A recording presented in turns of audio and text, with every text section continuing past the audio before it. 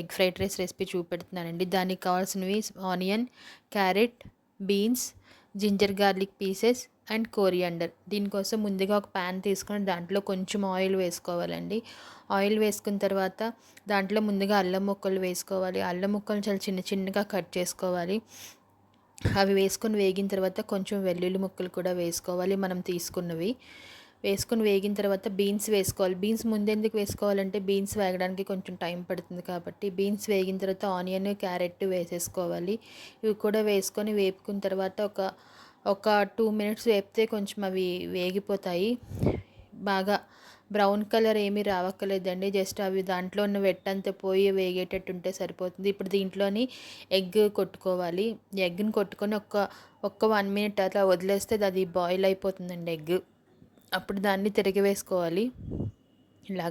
ఇలా తిరిగేసుకున్న దాన్ని చిన్న చిన్న పీసెస్ కింద కట్ చేసుకోవాలి. మనం ఫ్రైడ్ రైస్కి పీసెస్ ఎలా కట్ చేసుకుంటాం అలా కట్ చేసుకొని కలుపుకోవాలండి మొత్తం అంతా. ఆ వెజ్జీస్ అన్నిట్లోని ఎగ్ కలిసేటట్టు కలుపుకొని ఇప్పుడు రైస్ వేసుకోవాలి. ఆల్రెడీ మనం ముందు బాయిల్ చేసి పెట్టుకుని రైస్ ఉంటుంది కదా, ఆ రైస్ వేసుకోవాలి. దాంట్లో సరిపడా ఉప్పు, మిరియాల పొడి, పెప్పర్ పౌడర్, ఇలా 1 బై 1 అన్ని స్పైసెస్ వేసుకోవాలండి. తర్వాత వెనిగర్ తర్వాత ఇక్కడ నేను చిల్లీ సాస్ వేసానండి. చిల్లీ సాస్ ఇవన్నీ కూడా మీ టేస్ట్ని బట్టి యాడ్ చేసుకుంటే సరిపోతుంది. బట్ ఎక్కువ వేసేసుకుంటే అసలు బాగోదు. సోయా సాస్ వేసుకోవాలి. అన్నీ కొంచెం కొంచెం క్వాంటిటీలో వేసుకోవాలి. ఇక్కడ నేను క్వాంటిటీస్ ఏమీ చెప్పట్లేదండి. ఇది షెజ్వాన్ ఫ్రైడ్ రైస్ చట్నీ అనమాట ఇది. సో అది కూడా వేసుకోవాలి.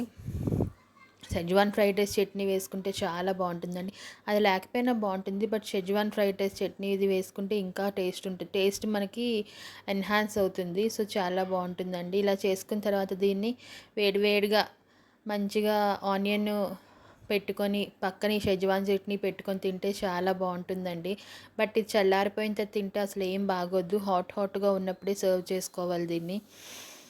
ఇలాగ అన్నీ సర్వ్ చేసుకొని తినాలండి. ఇదిగో చూడండి ఇలాగా. ఇంతేనండి నా వీడియో. మళ్ళీ మరొక మంచి వీడియోతో మళ్ళీ కలుస్తానండి. నా ఛానల్ని మాత్రం సబ్స్క్రైబ్ చేసుకోవడం మర్చిపోద్దండి. Thank you so much.